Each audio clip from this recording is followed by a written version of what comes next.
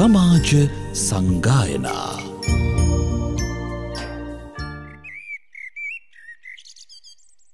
समन्त चक्रवालेषु अत्रा गच्छन्तु देवता सद्धम्मं मुनिराजस् सुनन्तु सग्गमुखदं धम्मश्रवण कालो अयं भदन्ता धम्मश्रवण कालो अयं भदन्ता ධම්මස්සවන කාලෝ අයං භදන්තා නමෝ තස්ස භගවතු අරහතෝ සම්මා සම්බුද්දස්ස නමෝ තස්ස භගවතු අරහතෝ සම්මා සම්බුද්දස්ස නමෝ තස්ස භගවතු අරහතෝ සම්මා සම්බුද්දස්ස ශ්‍රද්ධා සම්පන්න කාරුණික පින්තුනි මේ හිමිදිරි උදෑසන හැම කෙනෙක්ම උතුම් සද්ධර්ම ශ්‍රවණය සඳහා සූදානම් වන මොහොත ලෝතර සම්මා සම්බුදුරජාණන් වහන්සේ සාරාංශක කල්පලක්ෂයක් එදා පෙරුම්දම් පුරන සමයේහි පාරමිතා ධර්මයන් පූර්ණණය කරලා සම්මා සම්බෝධියටපත් වෙලා උතුම් වූ ධර්මස්කන්ධය මුළු ලෝකයටම හිතසුව පිණිස දේශනා කරමින් සද්ධර්ම වර්ෂාවස්වමින් 45 වසක් මුළුල්ලේහි ඒ අමා ධර්මය අප වෙනුවෙන් දේශනා කරන්නට යෙදුණා. ඒ උතුම් වූ සද්ධර්මය තුළ අපි යම් මොහොතක් නමුත් අපේ චිත්තසංතානය හික්මවා ගත්තොත් ඒ බොහෝ කාලයක් අපට හිතසුව පිණිස පවතින ධර්මයක් බවටයි පත්වන්නේ. ලෝකයේ තුල හැම කාලයකදීම මිනිස්සුන්ට ජීවත් වෙනකොට ප්‍රශ්න, ගැටලු, අර්බුද නොඑක් දේවල් වලට මුහුණ දෙන්නට සිද්ධ වෙනවා. එක පැත්තකින් උත්පත්තියේ දෝෂය අපි නොඑක් හේතු බාහිර සාධක හෙව්වත් බුදුරජාණන් වහන්සේ දේශනා කරපු ඒ සියලු දුකට හේතුව මූලය බවට පත්වන්නේ තණ්හාව. තණ්හාව දුකට මුල බවට පත්වන්නේ තණ්හාව නිසා තමයි ප්‍රතිසන්දි වශයෙන් පැමිණීම සිද්ධ වන්නේ. ඒ හේතුවයි. අනේ හේතුව නිසාම ලෝකයේ තුල සෑම තැනකම උත්පත්තිය ලැබුවොත් ඒ සෑම තැනකටම හිමි දුක, වෙහෙස, විඩාව කාටත් විඳින්නට සිද්ධ වෙනවා. ඒක මනුස්ස ලෝකෙ ඉපදුනත්, තිරිසංගත ලෝකෙක ඉපදුනත්, සතර අපායක ඉපදුනත්, දිව්‍ය ලෝකෙක ඉපදුනත්, බ්‍රහ්ම ලෝකයක ඉපදුනත් මේ කොයිම තැනක උත්පත්තිය ගත්තත් කාටත් පොදු වූ ධර්මයක්. අනේ හේතුව නිසාම තමයි අපි අප්‍රමාදී විය යුත්තේ. බුදුරජාණන් වහන්සේ ධර්මයේ දේශනා කරනකොට ලෞකික ජීවිතය අර්ථ සම්පන්න කරගන්නේ කොහොමද? ලෞකික ජීවිතය ධර්ම ප්‍රතිපත්තියට අනුරූපීව සකස් කරගන්නේ කොහොමද? ඒ වගේම ලෞකික ජීවිතය අධාර්මික නොවි ධාර්මික පැවැත්මක් තුළ සාර්ථකව ගොඩනගා ගන්නේ කොහොමද? අපිට එන්නට පුළුවන් නොඑක් ලෝකේ ජීවත් වෙනකොට ඇතිවෙන නොඑක් අපහසුතාවයන් කළමනාකරණය කරගන්නේ කොහොමද? මේ ආදී නොඑක් දේවල් භාග්‍යවතුන් වහන්සේ නොඑක් අවස්ථාවල දේශනා කරලා තියෙනවා. ඒ වගේම ලෝතර සම්මා සම්බුද්ධ ශාසනයක පමණක් අපට ලබන්නට පුළුවන් උත්තරීතරම දේ තමයි මේ ලෝකේ ජීවත් වෙනකොට එන සියලු දුක කෙලවර කරලා ලබන අමා මහ නිවන සාක්ෂාත් කරගන්නා ක්‍රමවේදය. අපි ඒකට කියනවා ලෝකෝත්තර ධර්මය කියලා. අන්නේ ලෝකෝත්තර ප්‍රතිපදාව අපට ලබන්නට පුළුවන්කම තිබෙන්නේ උතුම් බුද්ධ ශාසනයක පමණයි. එනිසා ඔබට මට අද දවසේදී ලැබිලා තියෙනවා මේ ලෝකෝත්තර ධර්මය ශ්‍රවණය කරගන්නට අවශ්‍ය වටපිටාවක්, ශ්‍රවණය කරගන්නට පුළුවන්, තේරුම් ගන්නට පුළුවන් පරිසරයක් ලැබිලා තියෙනවා. එහෙනම් මේ අවස්ථාවෙන් අපි උපරිම ප්‍රයෝජන ඇති කරගන්නට අවශ්‍යයි.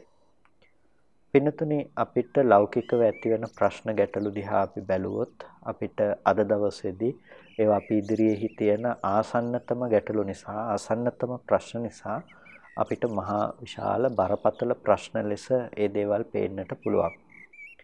හැබැයි ඊට වඩා මහා භයානක බරපතල ප්‍රශ්න අප හමුවේ තිබෙනවා. ඒ තමයි අපි මොහොතක් ජීවත් වෙනවා කියලා කියන්නේ අපි මරණයට ලං වෙනවා කියන එක. අපි ජරාවටපත් වෙනවා කියන එක. ඒ වගේම සසර දුක අවසන් කරලා නැති නිසා තව තැනකට ප්‍රතිසන්දි වශයෙන් යන්නට අපි ටිකෙන් ටික කිට්ටු වෙනවා කියන එක. ප්‍රතිසන්දි වශයෙන් යන තැන මෙතන වෙනවද? තවත් තැනක් වෙනවද? තවත් ලෝකයක් වෙනවද කියන එක නිශ්චිතවම කියන්නට පුළුවන් කමක් නැත්තේ නැහැ. ඒක තීරණය කරන්නේ ඔබේ හිත භාවිත කරන්නේ මොන විදිහකටද? අන්න ඒ භාවිත කරන විදිය තමයි ඒක තීරණය කරන්නේ. අවසාන මොහොතේදී ඔබ අරමුණු කරගනු ලබන ඒ අරමුණ කර්ම නිමිත්ත මොන ආකාර වූවක්ද කියන එක මත ඔබේ ප්‍රතිසන්දිය තීරණය වෙනවා. ඉතින් එහෙම ප්‍රතිසන්දිය පිළිබඳව තීරණය වෙන තැනක ජීවත් වෙන අපි මොනතරම් අප්‍රමාදී වන්නට ඕනේද?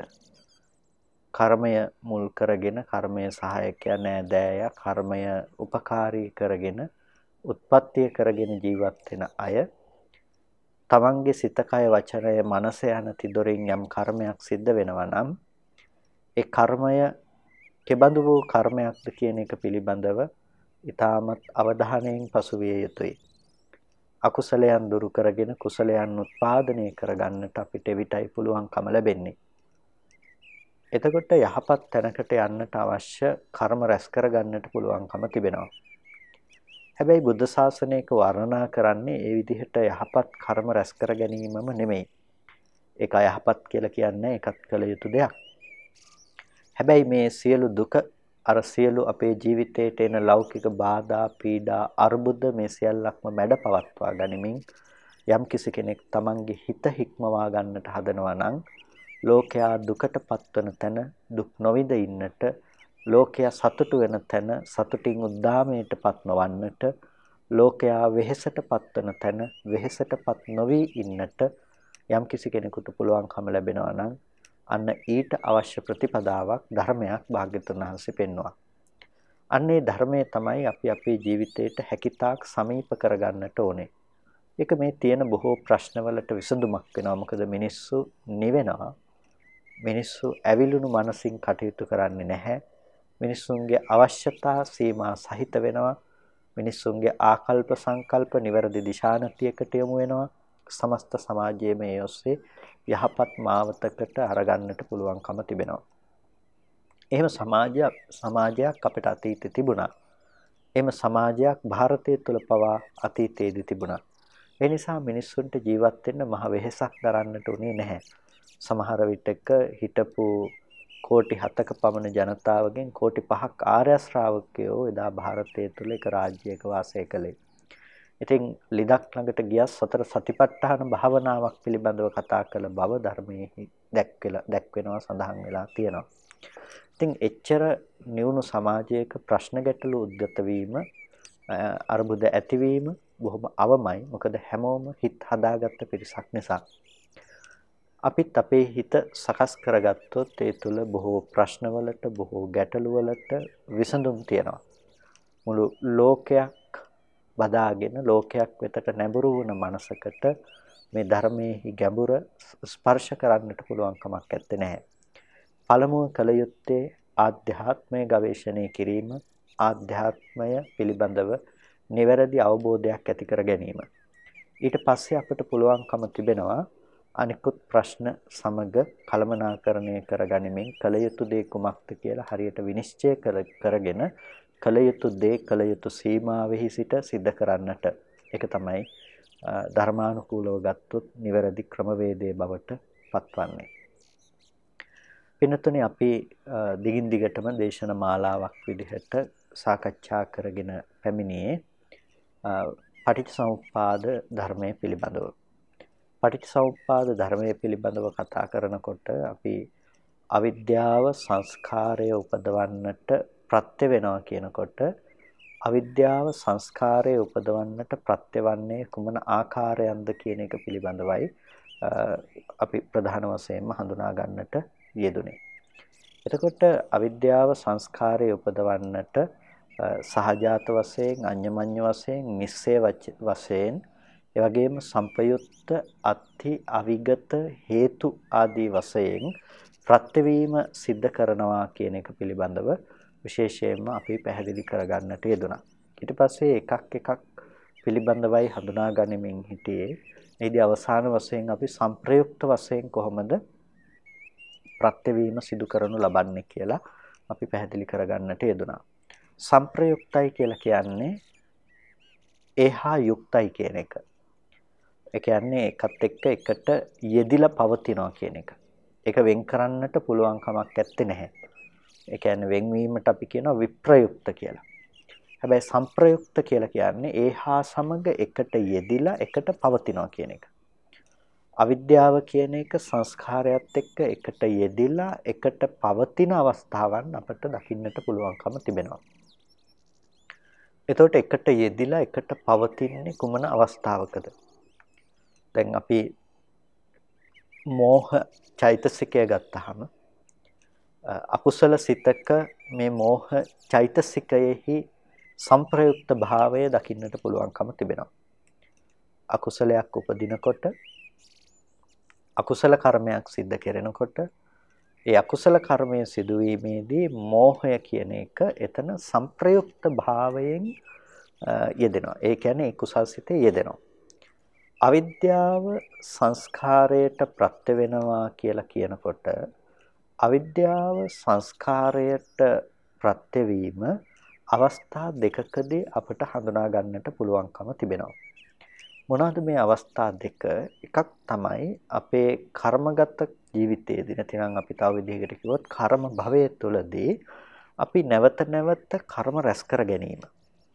නැවත නැවත කර්ම රැස් කර ගැනීම. ඒ කියන්නේ දැන් ඔබ ජීවත් වෙනකොට පුණ්‍ය ධර්ම කරනවා, ඊට පස්සේ අකුසල ධර්ම කරනවා, කුසලයන් කරනවා. මේ විදිහට අපි ජීවත් වෙන විදිහක් තියෙනවානේ. අන්න ඒ කර්ම භවයේ තුලදී ඒකට අවිද්‍යාව ප්‍රත්‍ය වෙන ආකාරයක් තියෙනවා.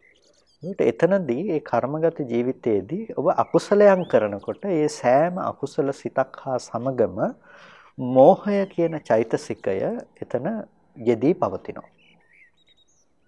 ලෝභය, මෝහය, ද්වේෂය, මෝහය. අකුසල් මුල් තුනක්නේ අපි කතා කරන්නේ.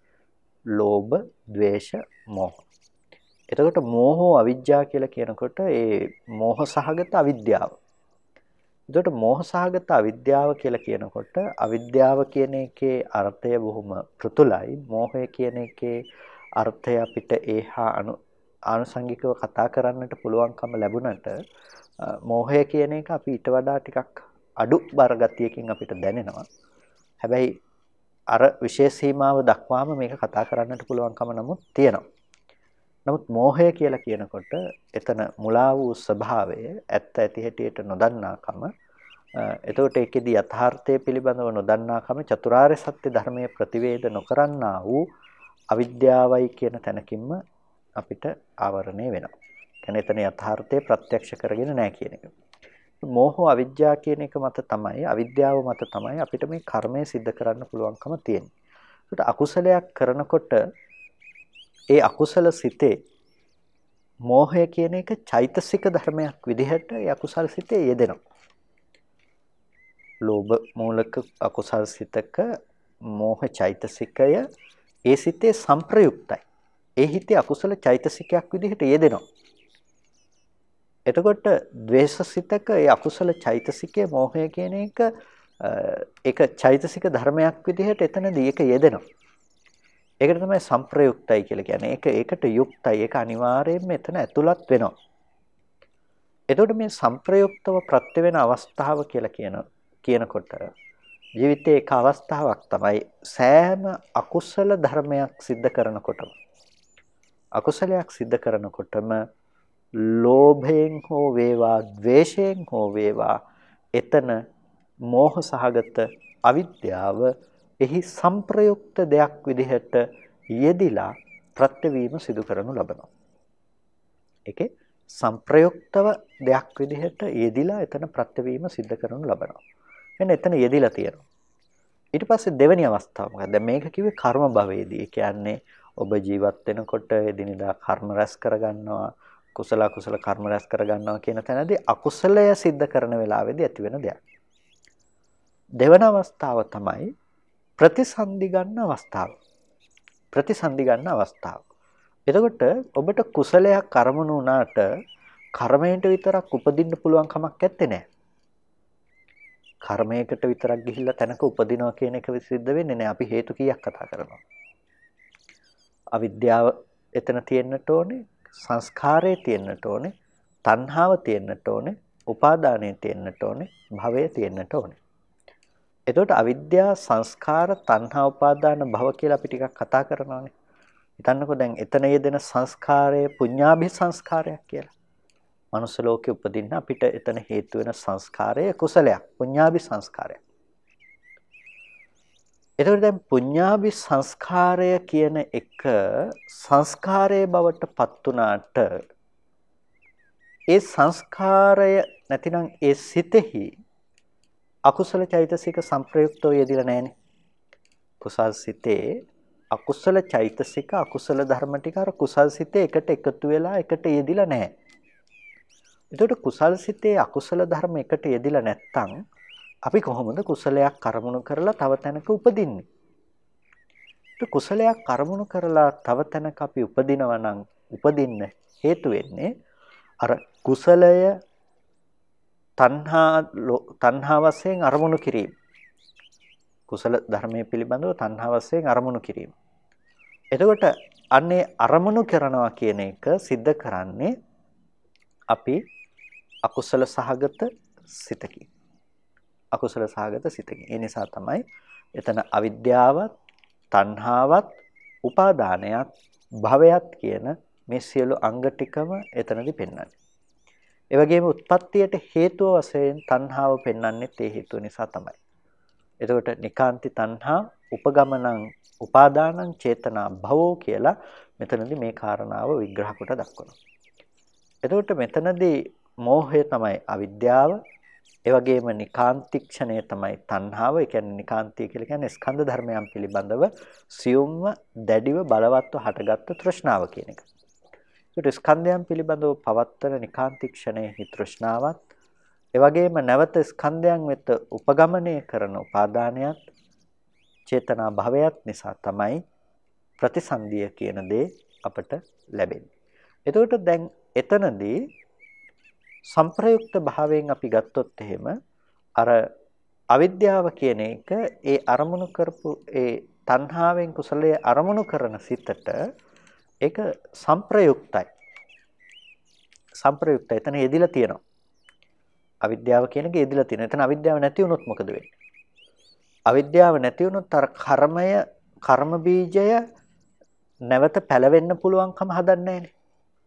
අවිද්‍යාව නැතුව විද්‍යාවෙන් අර අරමුණු කරන දේ දකින්න පුළුවන් වුණොත් මොකද්ද දකින්නේ? දුක්ඛ ස්කන්ධ ටිකක් හටගෙන නිරුද්ධ වුණා කියන එක විතරයි දකින්නේ. එතකොට එතන ප්‍රතිසන්දිය පිණිස යන්න තමන් කරපු පිනක් කුසලයක් කියලා එහෙම රැස් කරගත්ත දෙයක පැවැත්මක් ලැබෙන්නේ නැහැ. ඒකට ඒ දෙයක පැවැත්මක් ලැබෙන්නේ නැති වෙනකොට ඒ දෙයින් මිදෙන්නට පුළුවන්කම එතනදී ලැබිලා තියෙනවා.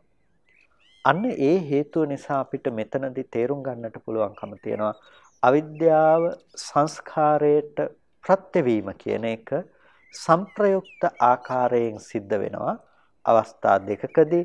එකක් කර්මගත ජීවිතය තුළදී කියන්නේ අපිට කර්ම භවයේ සකස් වෙනකොට ඒ තැන අපි කුසල කුසල සංස්කාරය රැස් කරගන්නකොට අකුසල සිතක සංප්‍රයුක්ත වශයෙන් මේ අවිද්‍යාව කියන එක යෙදිලා පවතිනවා. ප්‍රතිසන්දි ගන්න වෙලාවේදී කර්ම නිමිත්තක් අරමුණු කරනකොට ඒ කර්ම නිමිත්ත තණ්හාදී වශයෙන් අරමුණු කිරීම වශයෙන් එතනදිත් සංප්‍රයුක්ත වශයෙන් අවිද්‍යාව ප්‍රත්‍ය වේලා පවතිනවා.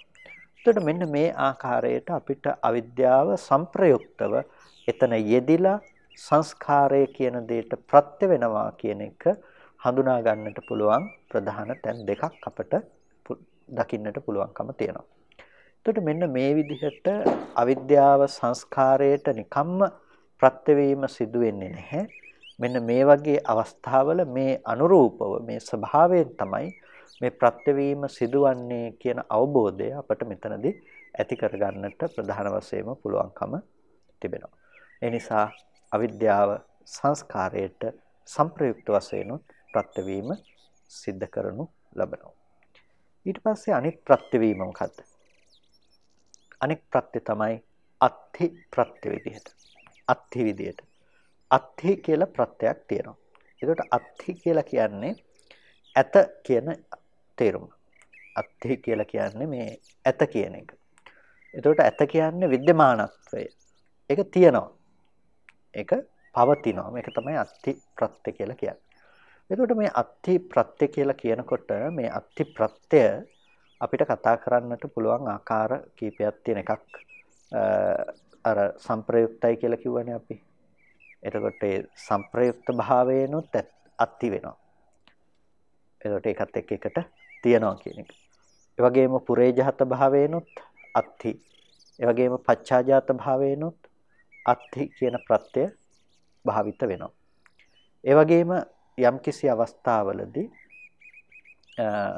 පුරේජාතව සහ පච්චාජාත භාවයනොත් මේ ඇත කියන එක යෙදෙනවා වගේම ඇතැම් අවස්ථාවලදී මේක ප්‍රත්‍යවීම සිද්ධ වෙනවා. එතන යෙදෙන්නේ නැතිව වුණත් ඒකට අවශ්‍ය පරිසරය නිර්මාණය කරමින්. ඒකට අවශ්‍ය පරිසරය නිර්මාණය කරමින් අපි කියනවා ආහාරයන් විදිහටත් මේක නිර්මාණය වෙනවා කියලා. එතකොට මෙන්න මේ ආකාරයන්ගෙන් අපට මේ අත්ථි වශයෙන් මේක ඇත ආදී ලෙස ප්‍රත්‍යවීම හඳුනා ගන්නට පුළුවන්කම තිබෙනවා. යම්කිසි තැනක මේ සංස්කාර ධර්මයක් උපදින්නට අපි අර මුලින් සංප්‍රයුක්ත ප්‍රත්‍ය පිළිබඳව කතා කළා වගේම හඳුනා ගන්නට පුළුවන්කම තිබෙනවා අත්ථි කියන ප්‍රත්‍යෙහි යෙදීම කොහොමද කොයි ආකාරයකටද සිද්ධ වෙන්නේ කියන එක. එතකොට එතන विद्यमान වෙලා තමයි ඒක සිද්ධ කරන්නේ. ඒ වගේම පුරේජාත වශයෙන් පුරේජාත කියලා කියන්නේ කලින් ඉපදුනා කලින් පහළ වුණා කියන එක. පුරේජාත වශයෙන් අත්ථි කියන ප්‍රත්‍ය වීම සිදු කරනු ලබනවා. කොහොමද පුරේජාත වශයෙන් එක අත්ථි ප්‍රත්‍ය සිද්ධ වෙන්නේ? ඒක කලින්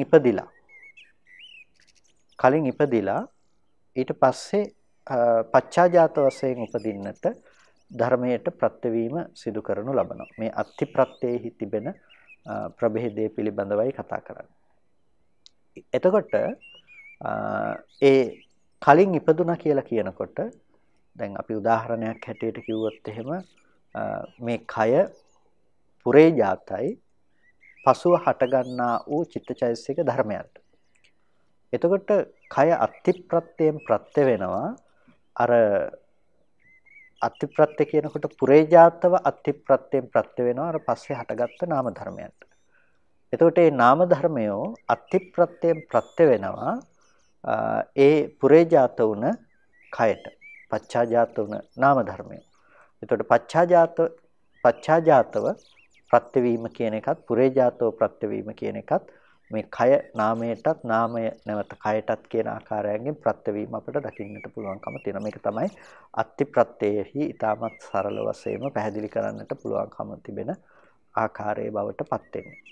ඒකට මේ අවිද්‍යාව සංස්කාරයට ප්‍රත්‍ය වෙනවා කියලා කියනකොට ඒකෙදි දක්වනවා අත්ථි ප්‍රත්‍යභාව වශයෙන් ප්‍රත්‍යවීම සිද්ධ කරනවා. එතකොට අවිද්‍යාවෙහි තිබෙන විද්‍යමානත්වය තමයි මෙතනදී පැහැදිලි කරන්නේ. එතකොට අවිද්‍යාවෙහි තියෙන විද්‍යමානත්වය පිළිබඳව පැහැදිලි කිරීමේදී මෙතනදී අපි තේරුම් ගන්නට ඕන දේ තමයි අවිද්‍යාව කියන එක මේ කුසල් සිතක සම්පූර්ණම යෙදිලා ඒ මත පමණක්ම අනිවාර්යයෙන්ම ඒක विद्यमान වෙලා පමණක්ම සංස්කාරය උපදවීම කියන දේ කරන්නට අවශ්‍ය නැහැ. අවිද්‍යාව කියන එක එතන යෙදිලා පමණක්ම අවිද්‍යාවෙහි කෘත්‍ය සම්පාදනය කරන්නට අවශ්‍ය නැහැ. සංප්‍රයුක්ත වෙලා විතරයි අවිද්‍යාවට ක්‍රියාත්මක වෙන්න පුළුවන් කියන එක එතනදී පැහැදිලි කරන්න අවශ්‍ය වෙන්නේ නැහැ. එහෙනම් අවිද්‍යාව එතන සංප්‍රයුක්ත නොවිත් එතනදී ප්‍රත්‍ය වෙන්නට පුළුවන්කම තියෙනවා. අපි සංප්‍රයුක්ත භාවය ගැන කතා කරනකොට අපි අවස්ථා දෙකක් කතා කළා. ඒ අකුසල සිතක සංප්‍රයුක්ත භාවය කොහොමද සිද්ධ වෙන්නේ කියන එක කර්මගත ජීවිතයේදී ප්‍රතිසන්දි අවස්ථාවේදී. එතකොට ප්‍රතිසන්දි අවස්ථාවේදී පුඤ්ඤාභි සංස්කාරයකට අවිද්‍යාව කියන එක ප්‍රත්‍ය වෙනවා. ඒක පච්චාජාතව. ඒක පස්සේ උපදින්නේ අර කුසලාරම්මනේ අරමුණු කරමින්.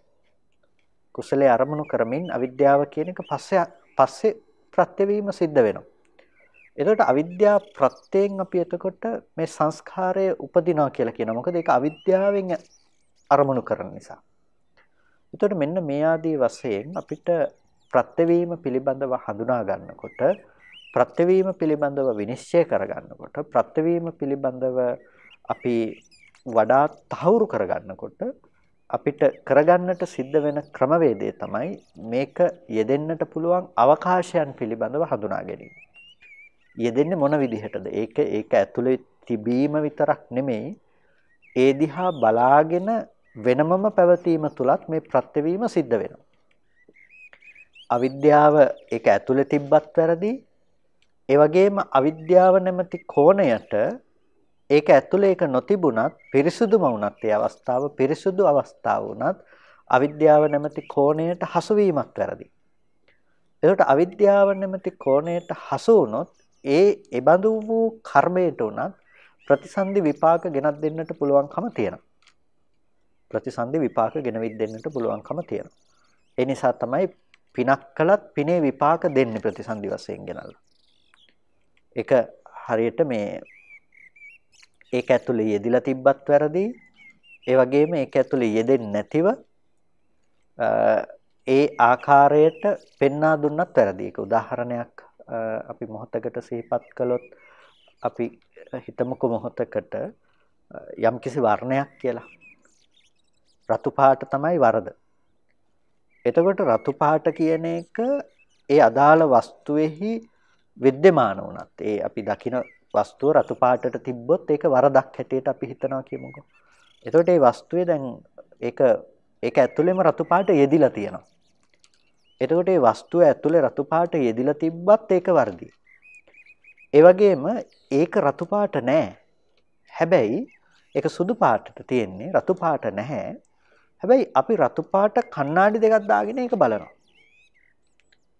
අපි රතු පාට කණ්ණාඩි දෙකක් දාගෙන ඒක බලනවා.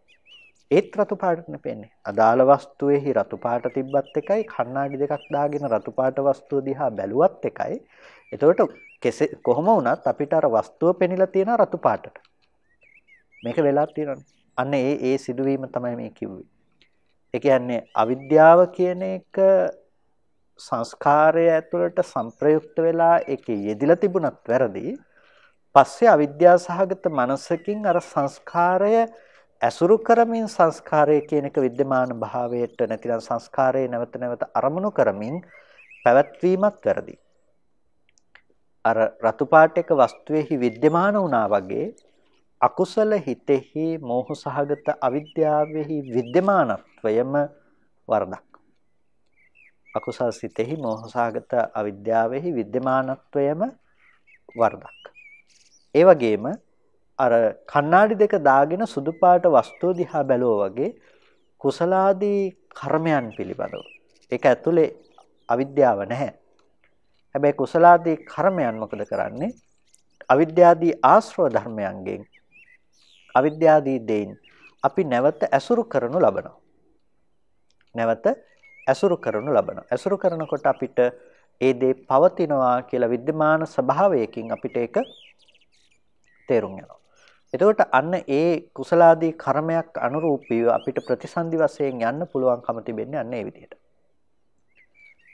ඒ අර හරියට අර උදාහරණයට අනුව කණ්ණාඩි දෙකක් දාගෙන සුදු පාට වස්තුව දිහා බැලුවා වගේ වස්තුව රතු පාට නැහැ. වගේ වස්තුවේ අවිද්‍යාව කියන එක සංප්‍රයුක්තව නැහැ. හැබැයි සංප්‍රයුක්තව නැති වුණාට පස්සේ උපදිලා අවිද්‍යාව කියන එක අර පෙර පිරිසුදු දේ අරමුණු කරනකොට ඒකත් එක්ක කෙලෙසී යන ස්වභාවයෙන් යුක්තයි. එතකොට ඒ කර්ම කෙලෙස් වලින් අර ධර්මය ආවරණය කරගත්තාම වහගත්තාම ඒකත් ඒ සහිතයි කියන ගණේට නැතිනම් ඒක කිලුටු නැති වුණත් අසංකිලිට සංකිලේශික කියන ගණයෙන් ඒක ආවරණය වෙලා තියෙනවා. එතකොට මෙන්න මේ ආකාරයට අපිට අවිද්‍යාව සංස්කාරයට ප්‍රත්‍ය වීම පිළිබඳව විශේෂයෙන්ම හඳුනා ගන්නට පුළුවන්කම තිබෙනවා. අවිද්‍යාව සංස්කාරයට ප්‍රත්‍ය වීම. එතකොට අපි මෙතනදී ප්‍රත්‍ය වීම දෙකක් කතා කළා. පළවෙනි එක ඒකෙදී සංප්‍රයුක්ත වශයෙන් ප්‍රත්‍ය වෙනවා කියලා කිව්වා. දෙවෙනි එක අපි අත්ථි වශයෙන් ප්‍රත්‍ය වෙනවා කියලා කිව්වා. ඇත කියලා विद्यमान භාවයෙන් අවිද්‍යාව කොහොමද विद्यमान භාවයෙන් ප්‍රත්‍ය වෙන්නේ? එතනදී සංප්‍රයුක්තවත් विद्यमान වෙන්නට පුළුවන්, පුරේජාතවත් विद्यमान වෙන්නට පුළුවන්, පච්චාජාතවත් विद्यमान වන්නට පුළුවන්. එතකොට ඔය ආකාරයන්ගෙන් අපි මේ අවිද්‍යාවෙහි ප්‍රත්‍ය වීම සූක්ෂමව අපිට බෙදා දක්වන්නට පුළුවන්කම තියෙනවා. එතකොට සංප්‍රයුක්තව ඇති වෙන්නට පුළුවන්, මුලින් අවිද්‍යාව සහගත කර්මයක් රැස් කරලා ඒ සංස්කාරය අසුර කරන්නට පුළුවන්කම තියෙනවා. ඒ වගේම ඒ සිද්ධ කරපු සංස්කාරයක් අවිද්‍යාව සහගත සිතකින් අපිට අසුර කරන්නට පුළුවන්කම තියෙනවා. එතකොට මේ ආකාරයන්ගෙන් අපිට අවිද්‍යාව සංස්කාරයට ප්‍රත්‍යවීම සිද්ධ කරනවා. මේකට අවශ්‍ය පරිසරය සකස් කරමින්, කර්මයට අවශ්‍ය පරිසරය සකස් කරමින්. එතකොට මේ දෙක අතර ලොකු ගනුදෙනුවක් තියෙනවා. අවිද්‍යාව සංස්කාරයට, සංස්කාරය අවිද්‍යාවට මේ ආදී ලෙස මේ ප්‍රත්‍යවීම ඇතුලේ ලොකු ගනුදෙනුවක් සිද්ධ කරනවා. ඒකට දැන් අපිට මේ ඔස්සේ වටහා ගන්නට පුළුවන්කම තියෙනවා.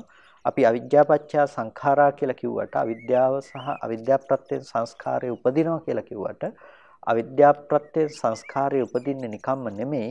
අවිද්‍යා ප්‍රත්‍යයෙන් සංස්කාරය උපදිනකොට මෙන්න මේ වගේ ව්‍යවුලක් ඒ සංස්කාරය ඇතුළත අවිද්‍යාව සහ සංස්කාරය ඇතුළත සකස් වෙනවා කියන එක ගැන. ඒ කියන්නේ සෑම අංශයකින්ම මේ දෙක අතර බන්ධනය තියෙනවා කියන එක අපිට වටහා ගන්නට පුළුවන්කම තියෙනවා. යෙදුනක් තියෙනවා, නොයෙදුනක් තියෙනවා. මේ මොන විදිහට ගියත් කර්මය කියන එක, සංස්කාරය කියන එක ස්වාධීන නැහැ. යම් සංස්කාරයක් පුඤ්ඤාපුඤ්ඤානෙජ්ජාදී කර්මාභි සංස්කාරයක් තියෙනවා නම් ඒ සියලු කර්මාභි සංස්කාරයෝ අවිද්‍යා ප්‍රත්‍යයෙන්ම උපදිනවා. අවිද්‍යා ප්‍රත්‍යයෙන්ම උපදිනවා. සංප්‍රයුක්ත නොවුනද හුදකලා වූ කුසල කර්මාදියක් විදිහට අපට පෙනුනද ඒ සෑම දෙයකටම අවිද්‍යාව ප්‍රත්‍ය වෙනවා කියන එක මේ ඔස්සේ අපට තේරුම් ගන්නට පුළුවන්කම තියෙනවා. එතකොට මේ අත්ථි ප්‍රත්‍ය අනුව අපි මේ කරුණ විමසා බලනකොට ඒ වගේම අවිගත ප්‍රත්‍ය විදිහටත් අපිට මේක හඳුනා ගන්නට පුළුවන්. අවිගත ප්‍රත්‍ය. අවිගතයි කියලා කියන්නේ විගත කියනවා දුර වූ කියන එකට. අවිගත කියලා කියනවා දුරු නො වූ ආකාරයට කියලා. එතකොට දැන් අවිද්‍යාව දුරු වෙලා නැහැ. අවිද්‍යාව දුරු නොවුණු තැනක තමයි කර්මයේහි පැවැත්ම තියෙන්නේ. අපි කර්මය පිළිබඳව ඇසුරු වෙන අවස්ථා දෙකක් පිළිබඳව තේරුම් ගත්තා. මොකද්ද? අර කර්මගත ජීවිතය තුළ නැතිනම් අපි භවය සකස් කරගන්නකොට, කර්ම භවය සකස් කරනකොට ඒ සෑම තැනකදීම ජීවත් වෙනකොට කර්ම කරන තැනත් ඒ වගේම ප්‍රතිසන්දිය පිණිස යනකොට ඒ අවස්ථාවේදී සිදුවන ප්‍රත්‍යවීම පිළිබඳව. මෙන්න මේ තැන් දෙකේදීම අපිට දකින්නට පුළුවන්කම තියෙන දෙයක් තමයි අවිගත භාවය. අවිද්‍යාවෙහි තිබෙන අවිගත භාවය. අවිද්‍යාව විගත වුණොත් මොකද වෙන්නේ? අවිද්‍යාව විගත වුණොත්, අවිද්‍යාව දුර වුණොත්, අවිද්‍යාව දුර වීම මත අර කර්මයේහි උත්පත්තිය අපිට පේන්නේ නැහැ. දැන් අත්ථි කියන ප්‍රත්‍යයට අනුරූපීවම තමයි අපිට න්‍යායාත්මකව ගත්තොත් අවිගත ප්‍රත්‍ය කතා කරන්නට වෙන්නේ. අත්ථි ප්‍රත්‍යේම අන්‍යාකාරයෙන් තමයි අපිට අවිගත ප්‍රත්‍ය කතා කරන්නට වෙන්නේ. ඇයි එහෙම කිව්වේ? අපි අත්ථි කිව්වේ තියනවා කියන එකනේ, विद्यමානයි කියන එකනේ. අවිගතයි කියන්නේ මොකද්ද? දුරු වෙලා නැහැ කියන එක. දුරු වෙලා නැත්නම් ඒක विद्यමානයිනේ. ඒ නිසා අත්ථි ප්‍රත්‍යේම අන්‍යාකාරයක් තමයි අවිගත ප්‍රත්‍ය කියලා කියන්නේ. හැබැයි මෙන්න මේ අවිගත ප්‍රත්‍ය අපිට න්‍යායාත්මකව ඒ අනුසාරයෙන් අපි තේරුම් ගත්තට අපිට මේක විග්‍රහ කර ගැනීමේදී අපිට අපේ ජීවිතය තුළට මේක බහලා සැසඳීමේදී අපිට තේරුම් ගන්නට පුළුවන්කම තියෙනවා මේක ඊට වඩා පෘථුල සන්දර්භයකින් මේ බොහොම පැතිරුණු ආකාරයකට මේක හඳුනා ගන්නට පුළුවන්කම තියෙනවා. ඒ තමයි අවිද්‍යාව කියන එක සංස්කාරයට අවිගත භාවයෙන් ප්‍රත්‍ය වෙනවා දුර වෙලා නැහැ. ඒ කියන්නේ සංස්කාරය සෑම මොහොතකම विद्यमान වෙන්නේ අවිද්‍යාවෙහි අවිගත භාවය නිසාමයි. සංස්කාරය සෑම කල්හිම विद्यमान වනු ලබන්නේ අවිද්‍යාවෙහි දුරු නොවූ ස්වභාවය නිසායි. අවිද්‍යාව දුරු වෙලා නැහැ. කොතනකදීවත් අවිද්‍යාව දුරු වෙලා නැහැ. අවිද්‍යාවෙහි දුරු නොවුණු ස්වභාවය නිසා තමයි සංස්කාරය උපදිනු ලබන්නේ සෑම අවස්ථාවකදීම. එතකොට අපි මොන මට්ටමින් ජීවත් වෙන්න උත්සාහවත් වුණත් කර්ම සිද්ධ නොකර ඉන්න උත්සාහවත් වුණත් කෙනෙකුගේ సంతානෙහි අවිද්‍යාව තියෙනවා නම් අවිද්‍යාවෙහි පැවැත්ම අවිද්‍යාවෙහි සැකස්ම තියෙනවා නම් අවිද්‍යාවෙහි පැවැත්ම අවිද්‍යාවෙහි සැකස්ම තියෙන තැනක එයාට කර්මය නැහැ කියන එකට යෙදෙන්නේ අනිවාර්යෙන් ඒක කර්මයේහි පැවැත්ම විදිහට යෙදිලා තියෙනවා. එතකොට කර්මයේහි පැවැත්ම විදිහට ඒක යෙදුනොත් යම් තැනකදී එතන අවිද්‍යාවෙහි යුක්තිභාවය හඳුනා ගන්නට පුළුවන්කම තියෙනවා. මෙන්න මේ විදිහට අවිගත ප්‍රත්‍ය පිළිබඳව හඳුනා ගැනීමේදී අපට අපේ කර්මය පහළ වීම නැතිනම් කර්මයේ සිදුවීම කියන එක පිළිබඳව විශේෂයෙන්ම තේරුම් ගන්නට පුළුවන්කම තියෙනවා. ඇයි අපි ඕනෑම කර්මයක් සිද්ධ කරනකොට ඒ කර්මයට අවිද්‍යාව කියන එක අවිගතයි කියලා කියන්නේ දුරු නොවුණා කියලා කියන්නේ ඒ කර්මයේහි පැවැත්ම කියන එක හැම මොහොතකදීම සිද්ධ කරලා තියෙන එකයි සසරෙදි කරපු කර්මවල පවා විපාක අපිට නැවත එන්න පුළුවන්කම තියෙන ප්‍රතිසන්දි විපාක ගෙනත් දෙන්න පුළුවන් කර්ම සසරෙදි කරපු කර්ම පවා අපිට මරණාසන්න මොහොතේදී අරමුණු වෙන්න පුළුවන්කම තියෙනවා. ඇයි? අවිද්‍යාව අවිගතයි. අවිද්‍යාව අවිගතයි. එදා යම් කර්මයක් සිද්ධ කරා නම් ඒ කර්මය සිද්ධ කරපු අවිද්‍යාව අවිගතයි. ඒක දුරු වෙලා නැහැ.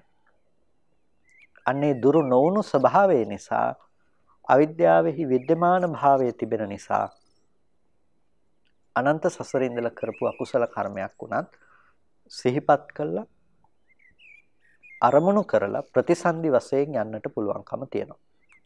නැවත ප්‍රතිසන්දිය කරා පැමිණෙන්නට පුළුවන්. යම් කිසි මොහොතක අවිද්‍යාවෙහි අවිගත භාවය නැති වුණොත් අවිද්‍යාවෙහි අවිගත භාවය නැති වුණොත් ආය කර්මයකට උපදිනවා කියන එක වෙන්නේ නැහැ. කර්මයකට උපදිනවා කියන එක වෙන්නේ නැහැ. අඟුලිමාල තෙරුන් වහන්සේ අවිද්‍යාව ප්‍රහීන කළා. අවිද්‍යාව ප්‍රහීන කළාට පස්සේ සියලු කර්මයන්ගෙන් ප්‍රතිසන්දි නිස්ෘත සියලු කර්මයන්ගෙන් මිදුණා. අර කොතෙක් මනුෂ්‍ය ඝාතන සිද්ධ කළා තිබුණත් සසරෙදි කොච්චර අකුසල ධර්ම සිද්ධ කරලා තිබුණා ඒ සියල්ලෙහිම ප්‍රතිසන්දි නිස්ෘත කර්ම භාවයන් අහෝසි භාවයටපත් වෙනවා. ඒකට හේතුව තමයි ප්‍රතිසන්දියේදී ප්‍රත්‍යවන්නට පුළුවන් අවිද්‍යාව අද දුරු කළා. එනිසා කර්මය සම්පූර්ණයෙන්ම ආයේ පැවැත්මක් වෙන්නේ නැහැ. ආයේ බඳු කර්මය පහළ වීමක් වෙන්නේ නැහැ. ඒ කියන්නේ යම් මිනිස්සෙක් මැරුවා නම් ධර්ම අවබෝධයට පෙර ඒ මරපු ඒ සියලු කර්මය කියන තැන ඒ මරපු තැනක සිද්ධ වුණ සියලු කර්මය අරමුණු කරන්නට නැවත පුළුවන් කමක් නැත්තේ නෑ. හේතුව අවිද්‍යාව කියන එක නෑ. අවිද්‍යාව විගතයි. අවිද්‍යාව දුරු වෙලා. අවිද්‍යාව දුරු වුණ නිසා සංස්කාරය උපදින්න භූමියක් නෑ. අවිද්‍යාව කියලා කියන්නේ අපි දන්නවා චතුරාර්ය සත්‍ය ධර්මය නොදන්නාකම. දුක්ඛේ අඥානං දුක්ඛ සමුදය අඥානං දුක්ඛ නිරෝධේ අඥානං දුක්ඛ නිරෝධගාමිනී පටිපදාය අඥානං කියලා කියනකොට මෙන්න මේක තමයි කර්මය කියලා අපි කියන තැනක යෙදෙන අවිද්‍යාව. කියන්නේ දුක ගැන දන්නේ නැහැ, දුකේ ඇතිවීම ගැන දන්නේ නැහැ, දුකේ නිරෝධය ගැන දන්නේ නැහැ, දුක නැති කරන ප්‍රතිපදාව පිළිබඳව දන්නේ නැහැ. එතකොට දුක ගැන දන්නේ නැහැ, දුකේ ඇතිවීම ගැන දන්නේ නැහැ, දුකේ නැතිවීම ගැන දන්නේ නැහැ, දුක නැති කරන ප්‍රතිපදාව ගැන දන්නේ නැහැ කියනකොට මේ තියෙන අවිද්‍යා නිස්ෘත ස්වභාවය නිසා තමයි අපිට ස්කන්ධයන්ගේ යථා ලක්ෂණය නොපෙනී ස්කන්ධ ටික සත්වය පුද්ගලය විදිහට පෙන්ලා තියෙන්නේ. මරන්න මිනිස්සෙක් හම්බ වෙන්නේ අපිට ස්කන්ධ ටිකේ යථාර්ථය නොදන්නකම නිසා. දැන් මරපු මිනිස්සෙක් පිළිබඳව අපිට කල්පනා කරන්න පුළුවන්කම ලැබෙන්නේ ස්කන්ධයන්ගේ යථා ස්වභාවය පිරිසිඳ නොදන්නාකම නිසා. යම්කිසි කෙනෙක් ස්කන්ධයන්ගේ යථා ස්වභාවය මේ වෙලාවේදී අවබෝධ කරගත්තා නම් ස්කන්ධ ටික මිනිස්සෙක් විදිහට දකින මෝඩකම අයින් කරගත්තොත්. ස්කන්ධ ටික මිනිස්සෙක් විදිහට දකින මෝඩකම අයින් කරගත්තොත්. අපිට මිනිස්සෙක් කියන පුද්ගලයෙකුගේ පැවැත්මක් ස්කන්ධ ටික මත පේන්නේ නැත්තම් අන්න ඒකට කියනවා විද්‍යාව කියලා. විද්‍යාව කියලා කියන්නේ යථාභූත ස්වභාවය අවබෝධ කරගෙන තියෙනවා. මොකද්ද යථාභූත ස්වභාවය? ලෝකේ පැවතුණු ධර්මය හේතු නිසා හටගත්තු ධර්මය හේතු නැති වෙනකොට නැති වෙලා යනවා. මේක තමයි ලෝකේ යථාභූත ස්වභාවය. කියන්නේ ඌ පරිදි බව. හටගන්නේ ස්කන්ධ ටිකක්, නිරුද්ධ වෙන්නේ ස්කන්ධ ටිකක්, ස්කන්ධ ටිකක් හටගෙන ස්කන්ධ ටිකක් නිරෝධයටපත් වෙනකොට ඒ ස්කන්ධ ටික සත්වයක් වෙන්න පුළුවන් කමක් නැහැ. ස්කන්ධ ටික පුද්ගලයෙක් වන්නට පුළුවන් කමක් නැහැ. ස්කන්ධ ධර්මය හටගෙන ඉතුරු නැතුව නිරුද්ධ වෙනවා. අතීතයේද ස්කන්ධ ධර්මතා ටිකක්ම හටගෙන නිරුද්ධ වුණා. වර්තමානයේද ස්කන්ධ ධර්මතා ටිකක් හටගෙන නිරුද්ධ වෙනවා. අනාගතයේද ස්කන්ධ ධර්මයෝම හටගෙන නිරුද්ධ වෙනවා. අතීතයේද ඇහැට ආවේ අනිත්‍ය වූ රූපයක්මයි. ඒ ගෝචර කරගත්ත ඇහැද අනිත්‍යයි, ඒ දැනගත්ත සිතද අනිත්‍යයි. වර්තමානයේ තුලද ඇහැට පෙනෙන රූපය අනිත්‍යයි, ඒ වගේම ඇස අනිත්‍යයි, දැනගන්න සිත අනිත්‍යයි. අනාගතයට හට ගන්නවා නම් ඒකත් ඒ විදිහටම තමයි. ඒකට මේ සෑම තැනකම තියෙන ඇහැ රූප චක්කු විඥාන ආදී ධර්මයන්ගේ ස්වභාවය තමයි අනිත්‍ය නිස්ෘත ස්වභාවය. ඒකට මේ අනිත්‍ය භාවයෙන් යුක්ත ධර්මය, අනිත්‍ය ස්වභාවය මුල් කරගෙන තියෙන ධර්මය කොයි වෙලාවකවත් සත්වයේක පුද්ගලයේක කියලා හඳුන්වන්නට පුළුවන් කමක් නැත්තේ නෑ. ඒ සියල්ලක්ම හේතු ඇති කල්ලි හටගන්න, හේතු නැති වෙනකොට නැති වෙලා යන ධර්ම කොටහසක් පමණයි. මෙන්න මේ අවබෝධය යම් කෙනෙකුට තියෙනවා නම් හටගන්න සෑම තැනකම එයා අතීතෙදි මිනිස්සු ඇස් දෙකට දැකලත් නැහැ, වර්තමානයේ දකින්නෙත් නැහැ, අනාගතයට දකින්නෙත් නැහැ. එතකොට අතීතෙදි මිනිස්සුන්ට හිංසා පීඩා කළත් නැහැ, වර්තමානයේ කරන්නෙත් නැහැ, අනාගතයට කරන්නෙත් නැහැ. ඇයි මිනිස්සු ස්කන්ධ ටිකකට මිනිස්සයෝ කියලා ගන්න, පුද්ගලයෝන්ය කියලා ගන්න වැරදි දැකීමක් ඇතුලේ එයා ජීවත් වෙන්නේ.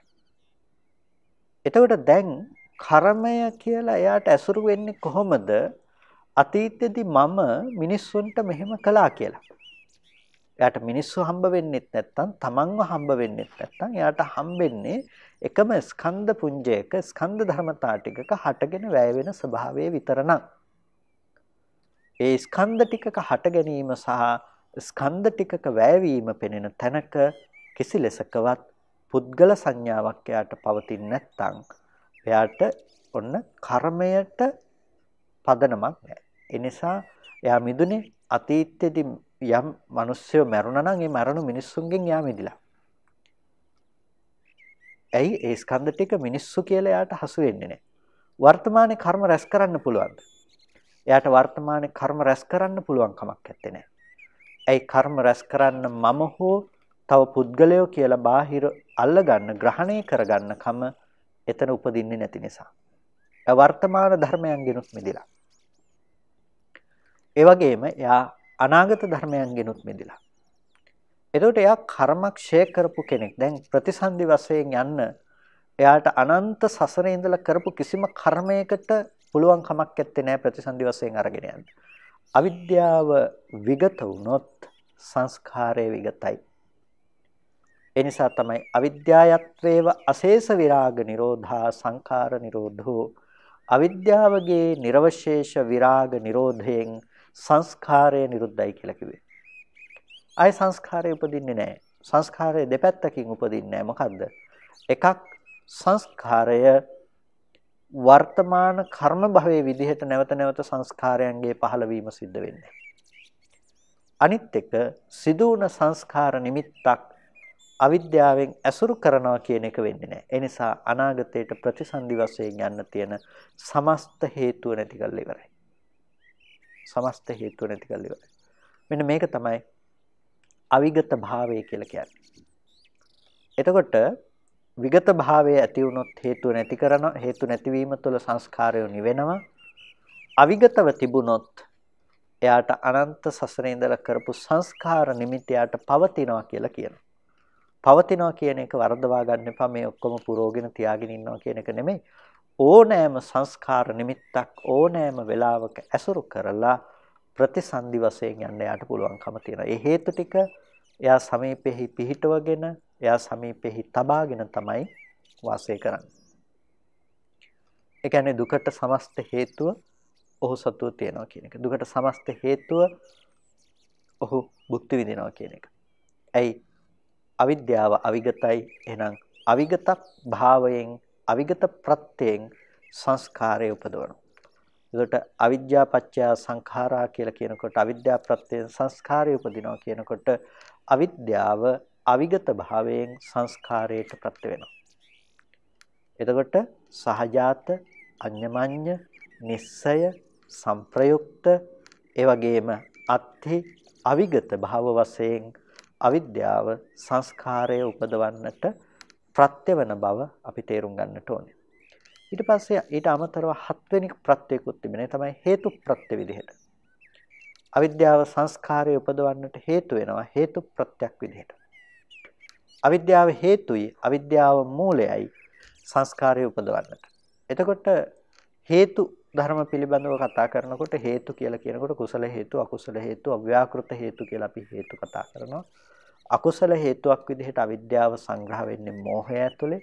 ඒ නිසා මෝහය කියන දේ සංස්කාරයට අකුසල හේතුවක් විදිහට ප්‍රත්‍යවීම සිදු කරනු ලබනවා. ඒ වගේම සංස්කාරයේහි පැවැත්මට අවිද්‍යාව මෝහ සහගත හේතුවක් විදිහට එතන නොයේදී උනත් ප්‍රත්‍යවීම සිදු කරන ආකාරය අපි අනෙක් ඔය ප්‍රත්‍ය ටික පිළිබඳව කතා කරනකොට දැන් ඔබට වඩා පැහැදිලි. ඒක එතන නොයෙදුනත් නොයේදී උනත් අවිද්‍යාව එතනදී ප්‍රත්‍යවන්නේ කොහොමද කියන එක. ඒ කියන්නේ අවිද්‍යාව සංප්‍රයුක්ත නොවුනත් එතනදී අවිද්‍යාව සම්පූර්ණයෙන්ම නැති වෙලා ගිහිල්ලා කියන්න පුළුවන් කමක් නැත්තේ නැහැ. අවිද්‍යාව එතන භූමිය සකස් කරලා දෙනවා සංස්කාරය උපදවන්නට. අවිද්‍යාව සකස් කරලා දෙන භූමිය තුල තමයි සංස්කාරය උපදින්නේ. ඒ නිසා ඉමස්මින් සති ඉදං හෝති. අවිද්‍යාව තිබුණොත් සංස්කාරය තියෙනවමයි. අවිද්‍යාව නැමැති ප්‍රත්‍යය තිබුණොත් සංස්කාරය නැමැති ප්‍රත්‍යෝත්පන්නය විද්‍යමානයි. ඉමස්ස උපාදා ඉදං උපජ්ජති. අවිද්‍යාව උපදිනවා නම් අවිද්‍යාව උපදින සෑම තැනකම කර්මයේහි පැත්ම සිද්ධ වෙනවා. සංස්කාරයේහි හට ගැනීම සිද්ධ වෙනවා. මෙන්න මේ විදිහට පින්නතුනේ අපට අවිද්‍යාව සහ සංස්කාරය අතර සිදුවන මේ ප්‍රත්‍යවීම පිළිබඳව හඳුනා ගන්නට පුළුවන්කම තිබෙනවා. අවිද්‍යාව සංස්කාරයට ප්‍රත්‍ය වෙනවා. මෙන්න මේ ආකාරයෙන් මේ හත් ආකාරයන්ගේ ප්‍රත්‍යවීම සිද්ධ වෙනවා. ඒකට මේ සමස්තය දිහා අපි බැලුවොත් අවිද්‍යා පත්‍ය සංඛාරා කියලා කොට අවිද්‍යාව සංස්කාරයට ප්‍රත්‍ය වෙනවා කියනකොට අපි තේරුම් ගන්නට ඕනේ මේ ප්‍රත්‍යවීම සිදු කරනු ලබන්නේ මෙන්න මේ වගේ ප්‍රත්‍ය හතකින්. මේ වගේ ප්‍රත්‍ය හතකින් තමයි මේ ප්‍රත්‍යවීම සිදු කරනු ලබන්නේ. මේ ප්‍රත්‍ය හත ආවරණය වෙනකොට අපිට පේනවා අවිද්‍යාව කියන එක සංස්කාරය උපදවන්නට හේතු වන හැම අංශයක්ම මේ ඔස්සේ සාකච්ඡාවට භාජනය වෙනවා. හැම අංශයක්ම සාකච්ඡාවට භාජනය වෙනවා කියන්නේ. එතකොට සහජාතයි එකට උපදිනවා. ඒ වගේම අඤ්ඤමඤ්ඤයි අවිද්‍යාව තිබුණොත් සංස්කාරය මත තමයි අවිද්‍යාව මේ විදිහට එකිනෙකට අඤ්ඤමඤ්ඤ වශයෙන් ප්‍රත්‍ය වෙනවා. ඒ වගේම නිස්සරේ භාව වශයෙන් ප්‍රත්‍ය වෙනවා. අවිද්‍යාව නිස්ෘත කරගෙන තමයි සංස්කාරය උපදින්නේ කියන එක. ඒ වගේම අපි අද කතා කළා සංප්‍රයුක්ත වශයෙන් ඇති වෙන ප්‍රත්‍යවීම පිළිබඳව. ඒ වගේම අත්ති අවිගත හේතු විදිහට ප්‍රත්‍ය වෙන ආකාරය. ඒකට මෙන්න මේ හත් ආකාරයට තමයි අවිද්‍යාව නිසා සංස්කාරයක් උපදිනවා කියලා කියන්නේ. අවිද්‍යාව නිසා සංස්කාරයක් උපදින්නේ මෙන්න මේ හත් ආකාරයකට ප්‍රත්‍යවීම තුළ. දැන් මේක සම්මර්ෂණය කරන කෙනෙක් පටිච්චසමුප්පාදයේ පිළිබඳව මෙනෙහි කරන කෙනෙක් එයාගේ ප්‍රායෝගික ජීවිතයට මේක අදාළ කරගන්නකොට මෙන්න මේ හාත්පස අවබෝධ ඥාණයෙන් යුක්තව මේක මානසිකාරය කළ යුතුයි. එතකොට ඒකෙදි ඇතැම් විට ඔබට මෙන්න මේ ප්‍රත්‍යයයි කියලා මේක වෙන් කරගන්නට පුළුවන් කමක් නොලැබෙන්නට පුළුවන්. මේකයි කියලා එකිනෙකට වෙන් කරගන්නට ඔබට පුළුවන් කමක් නැති වෙන්න පුළුවන්. හැබැයි ඒ ප්‍රත්‍ය විදිහට වෙන වෙනම සම්මර්ෂණය කරන්නට පුළුවන්කම නොලැබුණත් ඔබේ ජීවිතයේ ඇතුලේ අවිද්‍යාව යෙදීම තුළ කොහොමද සංස්කාරයෝ ඉපදෙන්නේ කියන එක ගැන ඔබට ප්‍රත්‍යවේක්ෂා කරන්න පුළුවන්. ඒකේ අර්ථය විදිහට හෝ ඔබට සම්මර්ෂණයක නියැලෙන්නට පුළුවන්කම තියෙනවා. මෙන්න මේ විදිහට මේ ධර්මයන්ගේ යථාර්ථය නොදන්නාකම නිසා තමයි මට පුඤ්ඤාභි සංඛාර, අපුඤ්ඤාභි සංඛාර, ආනිජ්ජාභි සංඛාර ඇති කරගන්න පුළුවන්කම ලැබිලා තියෙන්නේ.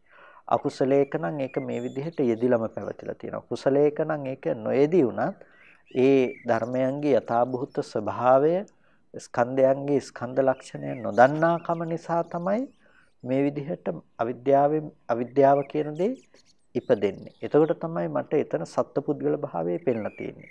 එතකොට සත්පුද්ගල භාවයේ පෙනුනහම තමයි එතන මට කර්ම ටික රැස් වෙලා තියෙන්නේ. මෙන්න මේ විදිහට ඔබ කර්මය කරා යොමු වුණ ආකාරය පිළිබඳව. කර්ම කිරීම සඳහා ඔබේ సంతානය සකස් වුණ ආකාරය පිළිබඳව ඔබට පුළුවන් මානසිකාරය පවත්වන්න. අන්න ඒ ආකාරයට මානසිකාරය පවත්වනකොට ඒ අවබෝධ ඥානය තුළින් මේ පටිසමුප්පාද අංගයන්ගේ සම්මර්ෂණ වේදේ තුළ ඔබට ධර්මාවබෝධයට අවශ්‍ය පසුබිම සකස් කරගන්නට පුළුවන්කම ලැබෙනවා. කොටිම කිව්වොත් ඒක භාවනාවක් බවට ඔබට පත් කරගන්නට පුළුවන්කම තිබෙනවා. අවිද්‍යාව ප්‍රත්‍යයෙන් කොහොමද සංස්කාරය උපදින්නේ කියන එක පිළිබඳව සම්මර්ෂණය කරන්න ගියාම ඒ අවිද්‍යාව ප්‍රත්‍යයෙන් සංස්කාරය හටගන්න විදිහ ගැන මෙනෙහි කරලා ඔබට ඒ අනුසාරයේම පටිච්චසමුප්පාදේ අනික් අංග ටිකත් එක්ක මේ වර්තමාන ජීවිතේ කොහොමද ලැබුණේ කියන තැන ඔබට පැහැදිලි කරගන්න පුළුවන්. පටිච්චසමුප්පාද ධර්මය පැහැදිලි කිරීමේදී මෙන්න මේ ප්‍රත්‍යවීම කියන එක මේ විදිහට පැහැදිලි කරන්නේ මේක අතීත හේතුන් විදිහට තියෙන ප්‍රත්‍යවීමක් නිසා. අවිද්‍යාව සංස්කාරයට ප්‍රත්‍ය වෙලා අවිද්‍යා සංස්කාර කියන මේ හේතු දෙක අතීත ප්‍රත්‍ය විදිහට තමයි අපි හඳුනා ගන්නු ලබන්නේ. ඒක වර්තමානයේ තුල තියෙන අවිද්‍යා සංස්කාර දෙක නෙමෙයි අතීත විදිහට තියෙන සංස්කාර. අතීත විදිහට අපි කර්ම රැස් කරගත්ත විදිහ ගැන තේරුම් ගත්තොත් තමයි අපිට පුළුවන්කම තියෙන්නේ වර්තමානයේ තුල මේ කර්ම උපද්දවන්න නැතුව ඉන්නේ කොහොමද කියන අවබෝධයට අපිට ලං වෙන්න පුළුවන්කම තියෙනවා. ඒ කියන්නේ අතීත හේතු ටික නිසායි වර්තමාන ඵලය ආවේ ඵලයේ ඉපදුනේ කියලා අපි අතීත හේතු ටික ගැන දන්නෙත් නැත්නම් වර්තමාන විපාක ටික ගැන දන්නෙත් නැත්නම් ඒක ඒ නොදන්නාකම තමයි වර්තමාන අවිද්‍යාව. ඒ වර්තමාන අවිද්‍යාව නිසාම තමයි වර්තමාන කර්ම රැස් කරගන්නේ. ඒකට වර්තමාන අවිද්‍යාව දුරු කරගන්න ඕනේ නම් එයා මොකද්ද කරන්න ඕනේ? අර අතීත හේතු ටික පිළිබඳව දකින්න ඕනේ. ඒ වගේම වර්තමාන ටික පිළිබඳව වර්තමාන ධර්මතා ටික පිළිබඳවත් විග්‍රහ කරගන්නට ඕනේ. නිසා මේ ප්‍රත්‍යවීම පිළිබඳව අවිද්‍යාව සංස්කාරයට ප්‍රත්‍ය වෙන ආකාරයන් පිළිබඳව ඔබ නැවත නැවතත් සම්මර්ෂණය කරන්නට අවශ්‍යයි. ඒ පිළිබඳව අවබෝධයක් ඇති කරගන්නට අවශ්‍යයි. අනේ අවබෝධය ඔබට ඔබේ ප්‍රතිපදාව ඉතාමත් පහසුවෙන් පුරාගෙන ධර්මාවබෝධය ඇති කරලීම සඳහා හේතු වෙනවා. මේ වචන වලින් ඔබට සිහිපත් කරන්නට සමස්තයක් විදිහට අපහසු වුණත් ප්‍රායෝගිකව ඔබට එය භාවිත කරන්නට පුළුවන් අර්ථයක් විදිහට මේක සිද්ධ වෙන්නේ මොන ආකාරයකටද කියන එක තේරුම් අරගෙන අවශ්‍ය තැනට පිළිතුරු සැපයීම කරන්න පුළුවන්. මොකද මේ ශාසනයේ හේතුවට ප්‍රතිකර්ම කරන ශාසනයක්. මේක ඵලයට නෙමෙයි ප්‍රතිකර්ම කරන්නේ. සංස්කාරය ඉපදුනේ අවිද්‍යාව නිසා. දැන් ඔබ සංස්කාරය නැති කරන්න නෙමෙයි බලන්නේ. අවිද්‍යාව කියන එක කොහොමද අපි නිරෝධයටපත් කරන්නේ කියලා. ඒ අතීත හේතුව පිළිබඳව සම්මර්ෂණය කරලා අපි දකිනවා මේ විදිහට කරපු නිසා තමයි වර්තමාන විපාකයක් ඇති වුනේ. විපාකය ගැන අපි වර්තමානයේ ආපහු මොඩකමින් හිතුවොත් අනාගතයටත් මෙහෙම විපාක ලැබෙනවා. ඒ නිසා වර්තමානයේ තුල අපි යථාර්ථය ප්‍රතිවේද කරනවා. ඒ කියන්නේ කර්මක්ෂය කිරීම පිණිස උත්සාහවත් වෙන එක තමයි විද්‍යාව උපදවා ගැනීම. විද්‍යාව උපදිනකොට සංස්කාරය නැති වෙනවා. සංස්කාරය නැති වෙනකොට අනාගතයට මෙහෙම විපාක ලැබෙන්නේ නැති විදිහට අපිට මේ සකස් කරගන්නට පුළුවන්කම තිබෙනවා. ඉතින් මේ කරුණු ටික පිළිබඳව නිසා විශේෂයෙන් අවධානය යොමු කරලා මානසිකාර්යය පවත්වන්නට උත්සාහවත් වන්නට කියලා බොහොම කාරුණිකව සිහිපත් කරනවා. ඉතින් කල්පනා කරගන්න සද්ධර්ම ශ්‍රවණය කරලා යෝනිසෝ මානසිකාර්යය පවත්වලා වටිනා කුසලයක් සිද්ධ කරගන්නට යෙදුණා. මේ සිද්ධ කරගත්ත සියලු කුසල ධර්මයන් අපි අනුමෝදන් කළ යුතු අයට අනුමෝදන් කරමු. පළමුවෙන් අපට අර්ථයෙන් ධර්මයෙන් අනුශාසනා කරන අපේ ධර්මාචාර්ය අවසරයි මාංකඩවල සුදස්සන ස්වාමීන් වහන්සේට, අවසරයි මාංකඩවල නන්දරත්න ස්වාමීන් වහන්සේට, ස්වාමීන් වහන්සේලා දෙනමටම උතුම් නිවනින් සැනසීම පිණිසම මේ කුසලය හේතුපනිශ්‍රේම වේවා කියලා ප්‍රාර්ථනා කරනවා. ඒ වගේම මේ සියලු කුසල ධර්මයන් අපි දෙවියන්ටත් අනුමෝදන් කරමු. ආකාසට්ඨා ච බුම්මට්ඨා දේවා නාග මහිද්దికා පුඤ්ඤන්තං අනුමෝදිත්වා චිරං රක්ඛන්තු බුද්ධ ශාසනං. ආකාසට්ඨා ච බුම්මට්ඨා දේවා නාග මහිද්దికා පුඤ්ඤන්තං අනුමෝදිත්වා චිරං රක්ඛන්තු බුද්ධ ශාවකං. ආකාසට්ඨා ච බුම්මට්ඨා දේවා නාග මහිද්దికා පුඤ්ඤන්තං අනුමෝදිත්වා බෝධයන්තු සිවං පදං. ඒ වගේම මිය පරලෝකීය ඥාතීන්ටත් පින් අනුමෝදන් කරමු. ඉදම්මේ ඥාතීනං හෝතු සුඛිතා හොන්තු ඥාතයෝ. ඉදම්මේ ඥාතීනං හෝතු සුඛිතා හොන්තු ඥාතයෝ. ඉදම්මේ ඥාතීනං හෝතු සුඛිතා හොන්තු ඥාතයෝ. ඒ වගේම සද්ධර්ම ශ්‍රවණය කළ ඔබ සෑම සිළු දෙනාටමත් ඔබට මේ උතුම් ධර්මලාභය ලබා දෙන්නට කටයුතු කළ හිරු මාධ්‍ය ජාලයේ සභාපතිතුමන් ඇතුළු කාර්ය මණ්ඩලයේ සෑම සිළු දෙනාටත් මේ උතුම් කුසලය නිදුක් නිරෝගී සුවපත් බව චිරජීවන සම්පන්නිය සලසාගෙන අමා මහ නිවනින් සැනසීම පිණිසම හේතු උපනිශ්‍රේම වේවා කියලා සාදු කියලා පින් අනුමෝදන් වන්න. හැම දිනාටම තෙරුවන් සරණයි.